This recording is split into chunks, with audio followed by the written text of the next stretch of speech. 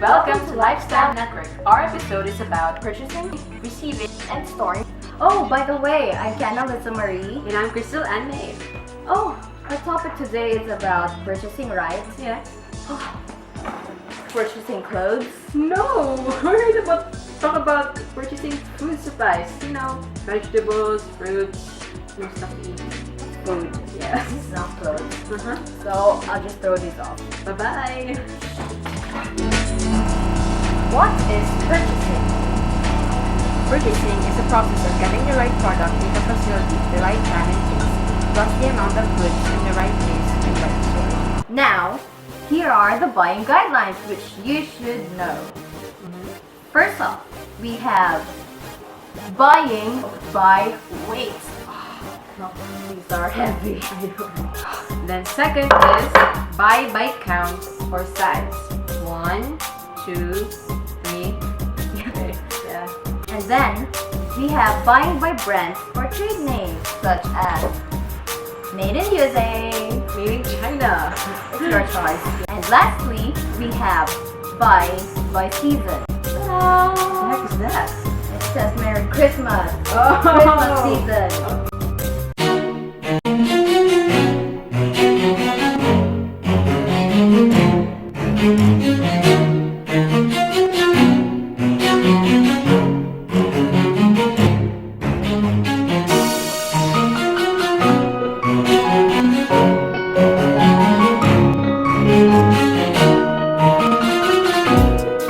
In wise buying of food, we must consider purchasing meat. 1. Consider the desirable characteristics of each type of meat and buy only from reliable sources or markets that are regularly inspected. Choose meat reasonably free from bruises and foul odor. Check whether the meat is freshly butchered or frozen. Choose cuts of meat suitable for the preparation desired. Look for the stamp of the Bureau of Animal Industry. Purchasing poultry. Age is an important consideration. Full-grown poultry has a better flavor. Young birds are usually tender and contain little fat. Consider the condition of the bird when it is slaughtered. Select the type best suited for the recipe. Be vigilant for any deterioration, such as foul odor and discoloration. Purchasing seafood. Fish and other seafood should be fresh. Fresh fish has bright and full eyes, gills are bright red and clean, flesh is firm, and scales are intact. Purchasing fruit and vegetables should be green and crispy vegetables. Should be crispy. Check that they are clean, free from damaging cuts and bruises, and are not oversized. Choose fruits in season. Vegetables should show no signs of wilting and are free from dirt.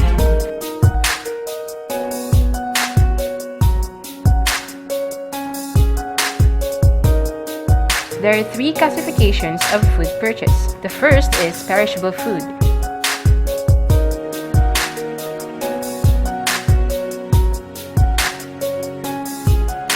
Perishable food are food items that have short, useful life after they have been received. They are also items that are liable to spoil or decay. They include meat, poultry, seafood, fruits, vegetables, butter, and eggs. Perishables are those items, typically fresh food, that have short useful life after they have been received. Different kinds of leafy vegetables like kangkong and lettuce, fresh fish, and fresh meat lose their quality in a short span of time. Therefore, perishables should be purchased for immediate use in order to take advantage of the quality desired at the time of purchase. Non-perishables are those food items with a longer life shelf. They are often stored on shelves and at room temperature. It is possible to keep a reasonable supply of these foods because they do not deteriorate quickly. The second one are called staple foods. These are food items that have longer shelf life, often stored on shelves at room temperature, usually in a storeroom. It includes groceries and canned goods.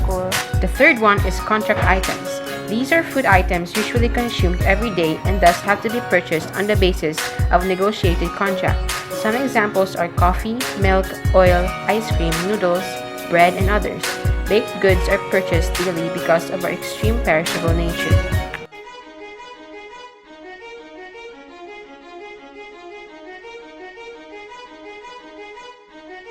Now, let's go to receiving. Receiving is the point at which food service operation inspects and takes legal ownership and physical possession of the things ordered. Standards for receiving. Number 1. The quality delivered should be the same as the quantity listed. Number 2. The quality of the item delivered should conform to the establishment's standard purchase specifications. Number 3. The prices on the invoice should be the same as those circled on the quotation list. Number 4. All invoices for food delivery on a given day should be listed by the receiving clerk's daily report of that day. Number 5. Meat tags should be filled out. Number 6. Completed paperwork should be forwarded to proper personnel. Number 7. Food should be moved to the appropriate storage area. Verifying quantity, quality, and price. A permanent copy of the SPS. Equipment for determining weigh hanging scale or platform scale. Certain paper forms, tag, and rubber stamps. Methods of receiving. Number 1. Blind method. Blind method involves providing an invoice or purchase order. The clerk will qualify each item by weighing, measuring, or counting and recording it. The blind document is compared with the original order. It is time-consuming but also offers an unbiased approach. Invoice receiving.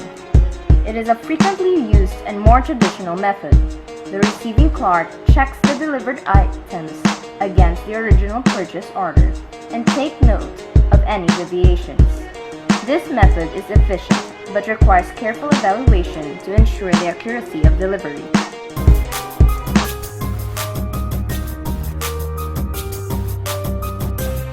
Storage. Proper storage of food immediately after it has been received and checked is an important factor in the prevention and control of loss or waste. Perishables need to be placed immediately to be refrigerated or frozen storage. Staples should be stored in an orderly and systematic arrangement. Food should be protected from pests, rodents, and insects. Storage should also have a low humidity and proper ventilation to help prevent spoilage. One way to protect foods from cross-contamination is storing them in a clean and dry location, where it is not exposed to splash, dust, or other contamination.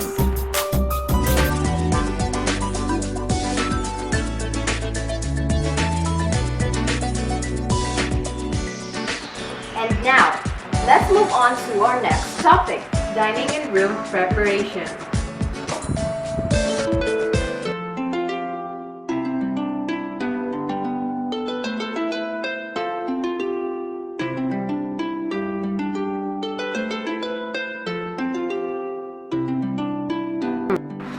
The arrangement of tables is an important factor contributing to the success of a function.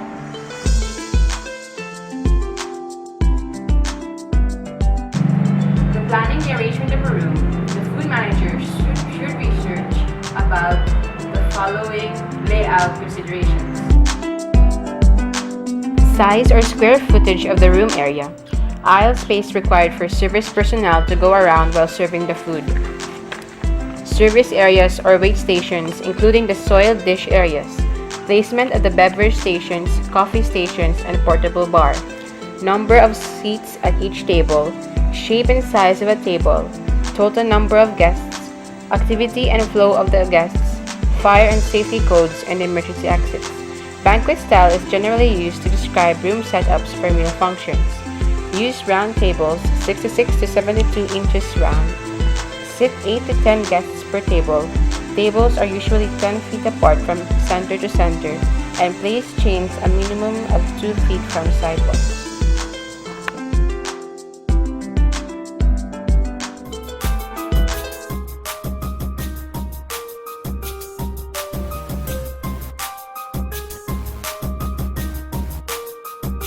Now, let's move on to table setting. Tables can be set and arranged to suit the meal prepared for a certain occasion. It is the responsibility of the manager or head waiter to see how tables are to be positioned and how table appointments are to be arranged.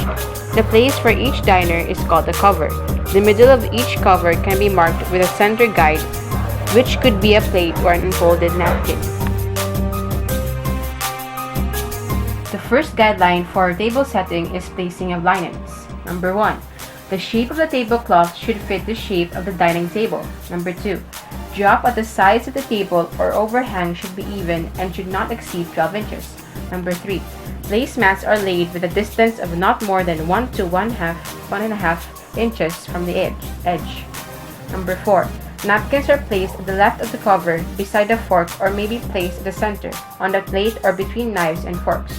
And lastly, napkins' open edges should face right. The next guideline is placement of dinnerware. Number 1. Bread and butter plate is placed at the left of the cover near the tip of the fork. Number 2. A salad plate is laid near the tip of the fork. If there is no bread and butter plate, but if present, place the salad plate a little below the bread and butter plate. Number 3. Plates occupy the center of the cover and should be 1 inch from the edge of the table. Laying the flatware. Number 1. Pieces are laid in order of use from the outside towards the plate. Number 2. Dinner knife is placed to the right of the plate with the cutting edge next to the plate. Number 3. Spoons are laid with the bowls facing up at the right of the plate. Number 4. All forks are laid at the left of the plate with the exception of the oyster fork, which should be to the right of the soup spoon. Number 5. The butter spreader is placed on the bread and butter plate parallel to the table edge. Number 6. The dessert fork or spoon is usually placed in the center of the cover above the dinner plate.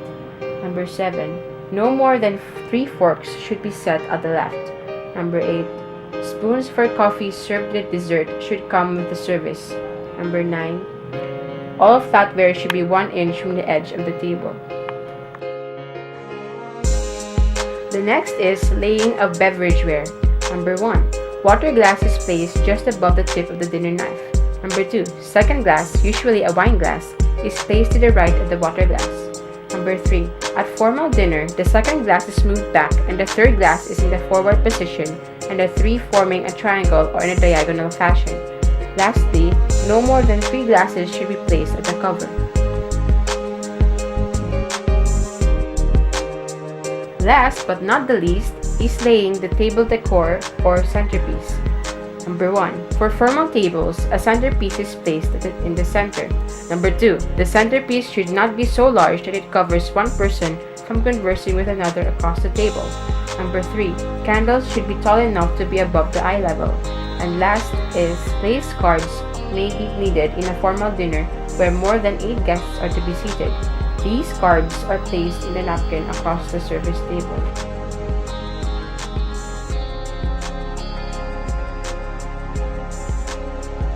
Styles of table service. The style of serving the prepared and cooked food influences its acceptability to customers. Thus, an excellent service should be maintained by any food establishment.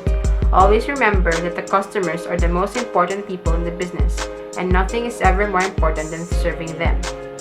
There are various basic styles of food service which are found in different food establishments. They can be formal or informal and may be suited to the kind of customers to be served. The most common are buffet service. A counter table may be set up for food. This is self-service or may be served by an attendant since customers help themselves from a range of dishes placed on the buffet table, or sometimes an attendant or waiter carved to order some expensive food items. Smorgasbord uses buffet service. Banquet service. Offer menu for a given number of people for a specific time of the day. This is a preset of service. Some food items are usually set on the table. American style or Russian style may be applied on a banquet service. Lastly, food may be served a la carte or table d'hôte. French table service. This is regarded as an excellent cuisine and service is paced slowly. It requires 2 waiters, one to prepare and plate the food, the other to get from the kitchen and serve to the customers. Service is expensive but elegant. Foods are served from the right of the guest and the right hand of the waiter. Atmosphere is gracious, leisurely, and usually enjoyed by the customers. American or blue plate or plate service. This is the simplest form of table service. All the food is put on the plates in the kitchen. The waiter simply places it in front of the customers. Minimum table appointments are laid on the table. Russian service or silver service. Dignified and elaborate styles of service or formal style. All food is prepared and proportioned in the kitchen and arranged on serving platters with attractive garnishing. The dinner plate is placed in front of each customer and the waiter serves all the food. The waiter responsible for serving the food and preparing its appearance on the plate. Family service. The main course is put on the plate and is decorated in the kitchen and then put in front of the customer. The vegetables or side dishes are placed in a separate container. Food is placed on the table and guests help themselves. Guridon service. A guridon is a small table or a stand. In this service, the waiter prepares all or part of a dish at a guridon beside the customer's table. Only highly trained waiters attempt to apply this service since it might involve the carving of roast beef or preparing an exotic dish. And last but not the least, Filipino service. Food is prepared and cooked in the kitchen and placed in serving platters.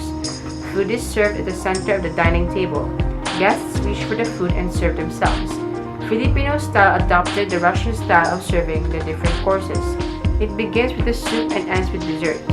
Food is usually eaten with rice.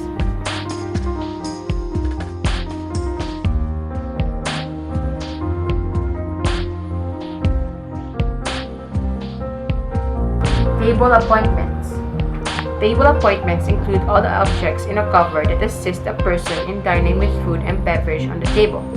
A cover consists of the dinnerware, flatware, glassware, and linens to be used by each person and necessarily refers to the customer's plate at the table or the amount of space allotted to each customer.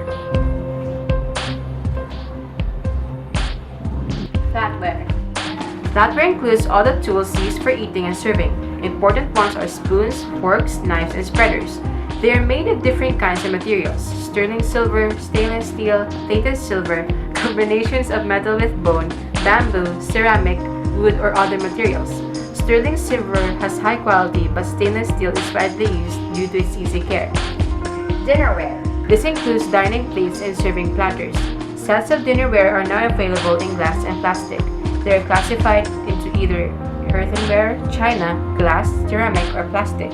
Several kinds of dinnerware are now available in various designs and colors. The set of dinnerware to be used in table setting should be coordinated with other table appointments in both design and color. Beverage-ware. This includes glass, plastic, and paperware in variety. Nonetheless, glassware is still the most important and preferred by customers. Juice sets, tea sets, or coffee sets, dessert plates, goblets, and sherbet are the common ones. Linens. This includes tabletops and napkins of all kinds. Tabletops may be tablecloths, plastic table covers, placemats, runners, and napkins. They can be purchased in a variety of fibers, colors, textures, and designs. Other traditional damask, embroidered and lace cloths. Runners are long strips of fabric or other fiber, usually placed at the center of the table. Napkins come in many forms. Hollowware.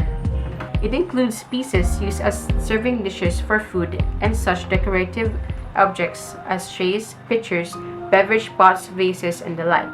These are also available in various forms and materials such as sterling silver or plated stainless steel, which can withstand with high heat and will not tarnish. Table decorations. The classic beauty and simplicity still holds with table decorations. Table decorations can be in the form of flowers, preferably natural, potted plants, fruits and vegetables used for creative garnish and arrangements, and figurines among others. Most important is to keep the decoration low and in proportion to the table. It must also complement the design of the appointment. And lastly, napkin folding. The napkin is usually placed at the left of the fork or forks, but it can be placed at the center of the cover between the knife and the fork as in family service, on the table, on the dinner plate for the formal service, or at the center of the table. The manner by which the napkin is folded contributes to the beauty of the dining table. Generally, the preferred shape of the folded napkin is the rectangle, but a square is also used. The following are the different ways of napkin folding. Basic fold. Instructions. Fold the napkin in half diagonally to form a triangle. Place the folded edge at the top. Fold down the right point to the bottom point. fold down the left point to the bottom point. Lastly, fold the napkin in half by bringing the bottom point under the top point. To make it stand, lift the napkin at the center of the bottom edge so it rests in the two side edges. Handle. Instructions. Fold the napkin in half diagonally to form a triangle. Place the napkin so the fold is along the bottom edge. Fold up the bottom edge about 1.5 inches. Turn the napkin over and oil it up fairly and tightly. Stand the candle up and tuck the corner into the cuff to hold the rolled shape in place. If you like, fold down one layer at the tip of the candle to resemble a flickering flame. Lastly, the Mexican fan. Instructions. Fold the napkin in half to make a rectangle. Second, fold the napkin into 1 inch accordion pleats, leaving the last 4 inches unfolded. Fold in half the pleats on the outside. Lastly, fold up the bottom left corner and tuck it into the pleats. Then stand the napkin up so the pleats form a fan.